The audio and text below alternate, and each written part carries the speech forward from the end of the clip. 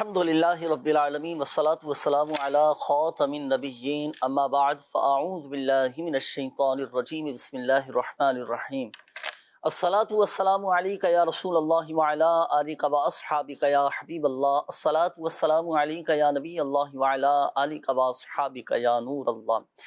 مدنی channel کے ناظرین، الحمدللہ عز و جل پروگرام روحانی علاج اور استخارہ لیے حاضر ہیں۔ قبل اس کے ناظرین آپ کی کالز کی طرف میں پڑھوں، آئیے درود پاک کی فضیلت میں آپ کو سناتا ہوں۔ اللہ پاک کے آخری نبی صلی اللہ علیہ وآلہ وسلم نے ارشاد فرمایا، مجھ پر درود پاک پڑھو، اللہ تعالیٰ تم پر رحمت بھیجے گا۔ صلو علی الحبیب صلی اللہ تعالیٰ علی محمد صلی اللہ علیہ وآلہ وسلم۔ ہمارے یہاں ناظرین، اگر ہم معاشرے میں غور کریں، ہم اپنے قرب و جوار میں دیکھیں یا ہم خود اپنی کیفیت دیکھیں نا، تو ہمیں دیکھنے میں یہ آتا ہے کہ ہر شخص پریشان ہے۔ تقریباً ہر دوسرا آدمی کسی نہ کسی پریشانی میں، کسی نہ کسی تکلیف میں، کسی نہ کسی ذہنی الجھن میں گھرا ہوا ہے۔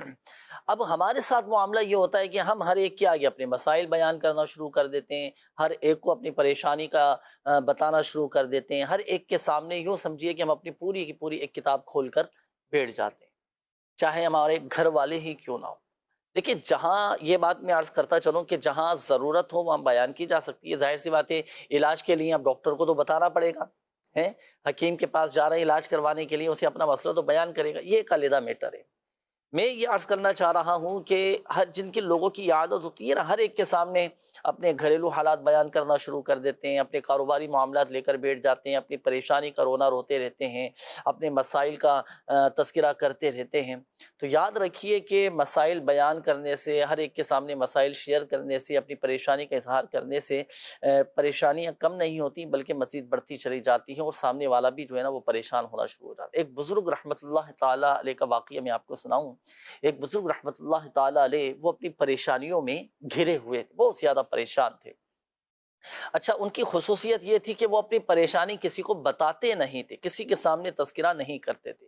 اس کی وجہ انہوں نے کچھ یوں ارشاد فرمائی کہ مجھے پتا ہے کہ میری ان پریشانیوں کا حل میرے گھر والوں کے پاس یا میرے جاننے والوں کے پاس اور ہر ایک کے پاس میری پریشانیوں کا حل موجود نہیں ہے۔ فی الحال تو ابھی میں اپنی پریشانی کی وجہ سے تو صرف میں پریشان ہوں، اگر میں اپنی یہ پریشانیاں اپنے گھر والوں سے شیئر کروں، ان کے سامنے بیان کروں، تو میرے ساتھ ساتھ وہ بھی پریشان ہونا شروع ہو جائیں گے، میری پریشانیاں مزید بڑھیں گی، کم نہیں ہوں گی، بڑھتی چلی جائیں گی۔ تو یہ ہوتا ہے ناظرین، تو صبر اور صبر کرنے کی عادت بنائیں۔ ایک حدیث پاک میں آپ کو سناتا چلوں، اللہ پاک کے آخری نبی صلی اللہ علیہ وآلہ وسلم نے ارشاد فرمایا کہ جس کے مال یا جان میں کوئی مصیبت آئے اور وہ صبر کرے، اللہ پاک کی رضا پر راضی رہے، اللہ تبارک و تعالیٰ پر حق ہے کہ اس کی بخشش و مغفرت فرما دے۔ کتنی بڑی یہ بشارت ہے، کتنی بڑی سعادت مندی۔ اللہ پاک ہم سب کو صابر بنائے، اور قرآن پاک میں اللہ پاک نے فرمایا ان اللہ مع الصابرین، بے شک اللہ صبر کرنے والوں کے ساتھ ہے۔ صبر کریں گے، راضی برضا رہیں گے، اللہ پاک کی رضا پر راضی رہیں گے، تو اللہ تبارک و تعالیٰ کی طرف سے مدد شامل حال ہوتی رہے گی، غیبی طور پر ہماری مدد ہوتی رہے گی، اسباب بنتے چلے جائیں گے، اور الحمدللہ ہماری پریشانیاں دور ہو جائیں گے انشاءاللہ کریم۔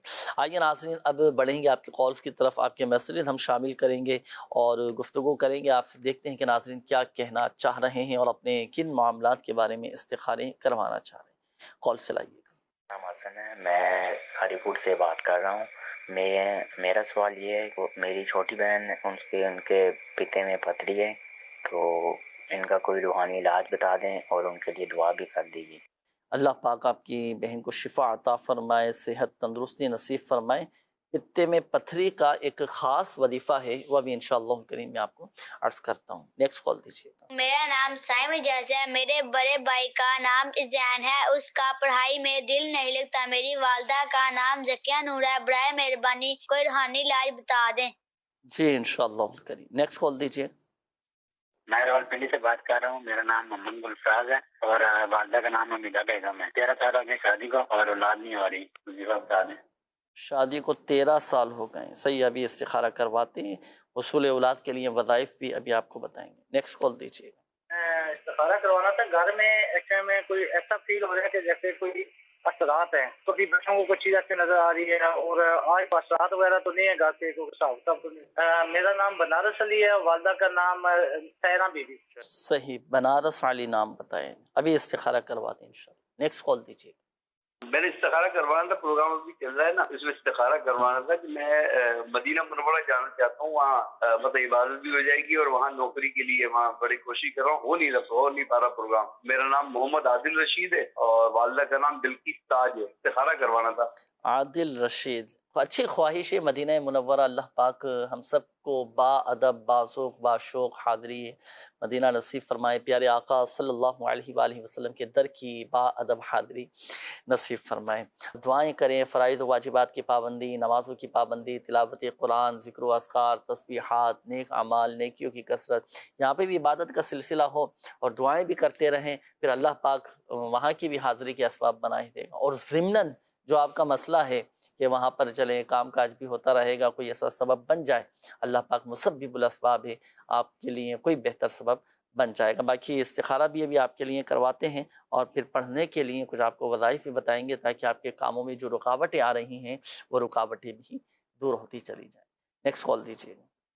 نجیب اللہ بول رہا ہوں. طبیعت ٹھیک نہیں رہتی، کوئی کہتا ہے عملیات ہیں، کوئی کہتا ہے جنات ہیں. بہت پریشان ہوں، استخارہ دیکھنے میں لیے. صحیح، ابھی استخارہ کرواتے ہیں. مختلف باتیں لوگ آپ کو کہتے ہیں، ہر ایک کی باتوں میں، ہر ایک کے کہنے میں نہ آئیں. اللہ پاک کی رحمت پر کامل بھروسہ رکھیں. اور دوسرا یہ کہ اب پتہ نہیں آپ کے ساتھ، اب بقول آپ کے کہ کوئی جادو کہہ رہا ہے، کوئی بندش کہہ رہا ہے، کوئی عملیات کہہ رہا ہے، کوئی کہہ رہا ہے کہ اثرات ہیں. مختلف باتیں جتنے لوگوں کے پاس جائیں گے اتنے آپ ذہنی طور پر الجھتے چلے جائیں گے. تو مایوس نہ ہو، ابھی آپ کا استخارہ کرواتے ہیں، پھر آپ کو جو جواب بتا دیا جائے اسی پر اعتماد کیجیے گا. اور پھر جو پڑھنے کے لیے آپ کو وظائف بتائے جائیں گے اس کو پڑھنا بھی ہے. اللہ پاک سب بہتر فرما دے گا. شامل رہیے گا. ناظرین، آپ کے استخارے ہو رہے ہیں، ناظرین آپ استخارے فرما لیجیے.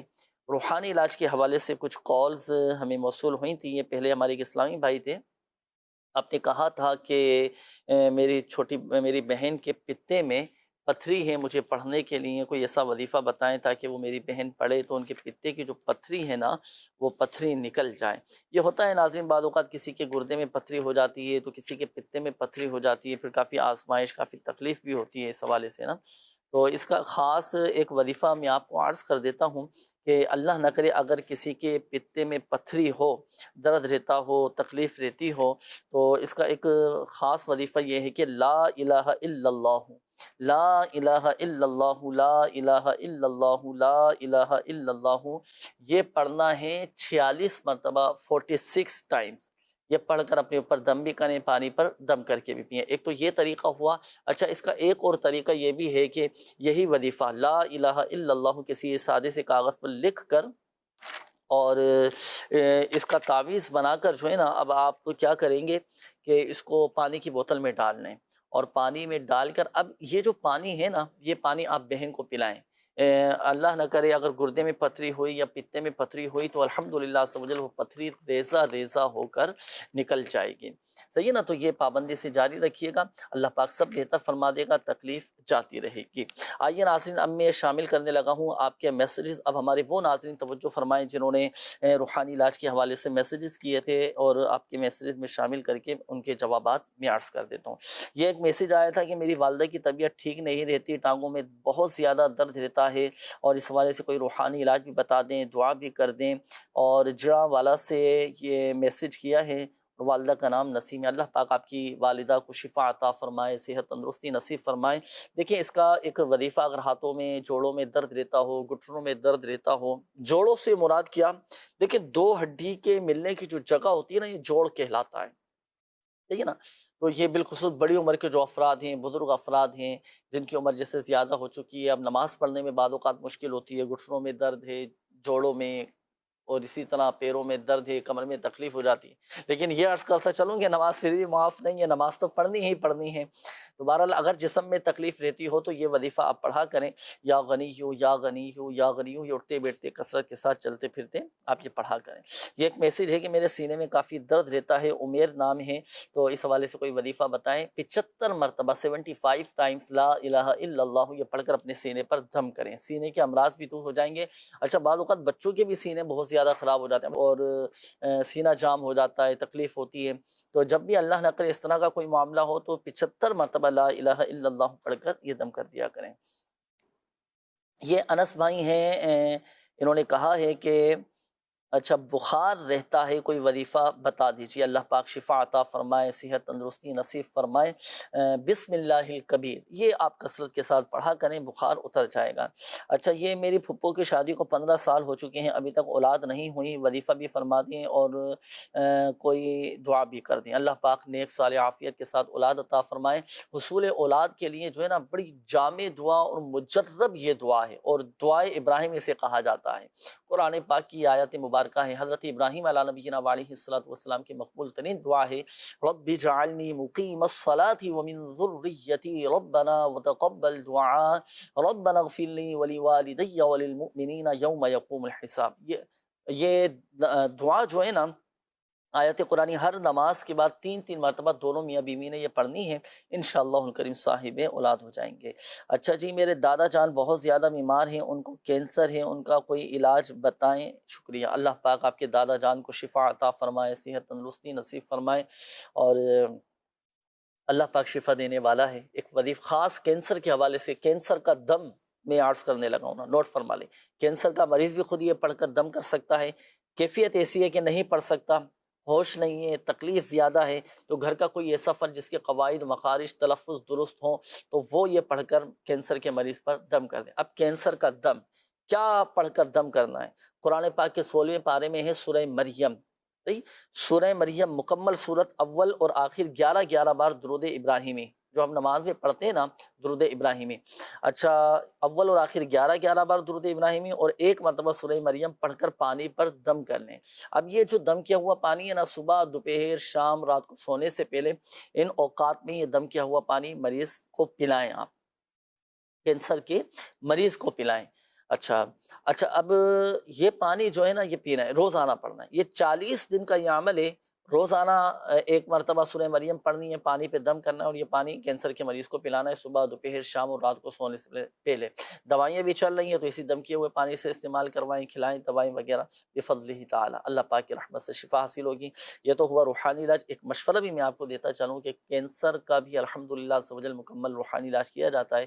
روحانی علاج کے اسٹال پر دعوت اسلامی کے تحت جہاں روحانی علاج کے اسٹال لگتے ہیں تو آپ وہاں پر آئیں اور کینسر کا علاج یہ کروائیں، الحمدللہ عز و جل اللہ کی رحمت سے شفا حاصل ہوگی اور یہ امراض دور ہوتے چلے جائیں گے۔ آئیے ناظرین اب ہم شامل کریں گے استخاروں کے جوابات۔ اب ہمارے وہ ناظرین توجہ فرمائیں جنہوں نے استخاروں کے حوالے سے کالز کی تھیں۔ جی ناصر بھائی شامل کریں جوابات۔ ہمارے بنارس علی بھائی کا استخارہ کیا گیا ہے، ان کو شبہ ہے کہ ان کے گھر میں کچھ معاملات ہیں، ان کو یوں لگتا ہے کہ گھر میں کوئی اثرات یا پھر کوئی عملیات وغیرہ کے معاملات ہیں۔ بنارس علی بھائی استخارہ کیا ہے، کوئی روحانی مسئلہ نہیں، اللہ کا شکر ہے، اللہ پاک آسانی فرمائے، آپ کو آپ کے گھر والوں کو اپنی حفاظت میں رکھیں، باقی کوئی گھبرانے کی بات نہیں۔ آپ عصر کی نماز کے بعد یا مقسطو 100 مرتبہ 100 ٹائم آپ پڑھ کر اللہ پاک کی بارگاہ میں دعا کریں اپنے جائز مرادوں کے لیے، انشاءاللہ فائدہ ہوگا۔ اسی طرح گھر کی حفاظت کے لیے، اپنی حفاظت کے لیے روحانی علاج کے اسٹال سے تعویذات حاصل کریں، اللہ نے چاہا حفاظت رہے گی۔ اچھا ویسے اب خیر ان کے ساتھ تو کوئی ایسا مسئلہ نہیں ہے، اب امید کرتا ہوں کہ ان کے شکوک و شبہات جو ہے وہ دور ہو چکے ہوں گے۔ اچھا ناظرین ہم یہاں ایک بات میں عرض کرتا چلوں، دیکھیں ہمیں اعتقاد ہمارا مضبوط ہونا چاہیے، یقین ہمارا کامل ہونا چاہیے، ہر ایک کی باتوں میں نہ آئیں، نہ کسی نے بول دیا کہ بھائی آپ پر بندش ہو چکی ہے، اچھا وہ کہنے والے نے تو کہہ دیا، اب آپ ایک تو شک میں مبتلا ہو گئے، پھر وسوسوں میں مبتلا ہو گئے، پھر دوسروں کے بارے اب جس سے ان کی بنتی نہیں ہوگی اس کے بارے میں شکوک و شبہات شروع ہو جائیں گے، بدگمانیاں پیدا ہونا شروع ہو جائیں گے، صحیح ہے۔ اب امید کرتا ہوں کہ الحمدللہ عز و جل آپ کو استخارہ کر کے جواب بتایا گیا، آپ مطمئن ہو چکے ہوں گے۔ بہرحال سب سے بڑھ کر یہ کہ فرائض و واجبات کی پابندی، اللہ کی عبادت کریں، تلاوت قرآن کریں۔ ہم اپنے گھروں میں تلاوت قرآن کر کے تو دیکھیں، سورہ بقرہ کی تلاوت کریں، مجال ہے کسی کی کوئی بندش کروا دیں، ہے نا، سورہ بقرہ جہاں پڑھی جاتی ہے وہاں سے یہ شریر جنات چلے جاتے ہیں، اثرات وغیرہ ختم ہو جاتے ہیں، گھر میں الحمدللہ برکتی ہی برکتی ہونا شروع ہو جاتی ہیں۔ گھر میں آتے جاتے سلام کریں، محبت والا ماحول ہو، مسکراہٹ، پیار، محبت، اتفاق اور اس طرح کے معاملات ہوں تو الحمدللہ گھر کی رونق بڑھتی چلی جاتی ہے۔ اب گھر میں اگر لڑائی جھگڑے ہوتے رہیں اور تنگ دستی والے معاملات ہوتے رہیں، گناہوں بھرے معاملات گھروں کے اندر ہوتے رہے تو پھر تو تنگ دستی آئے گی گھر میں، اس طرح کے مسائل اور پریشانیاں پھر یہ اپنی جگہ بنا لیتی ہیں۔ تو میں ان کو دوں گا کہ اپنے روحانی علاج کے بستے میں خاص تعویذات اس حوالے سے ملتے ہیں جنید بھائی، اچھا ماشاء کہ اگر عملیات یا پھر جنات کے معاملات ہیں ختم ہو جائیں گے، اگر نہیں ہے تو ان سے حفاظت رہے گی۔ ماشاء اللہ اس حوالے سے بھی خاص تعویذات ملتے ہیں. وہی یہ تعویذات آپ ضرور بھی حاصل حاصل کریں انشاءاللہ کیجیے گا اور انشاءاللہ الکریم مسائل حل ہوتے چلے جائیں گے. اب شکوک و شبہات میں یہ کہ وسوسوں میں آپ بالکل نہ پڑیے.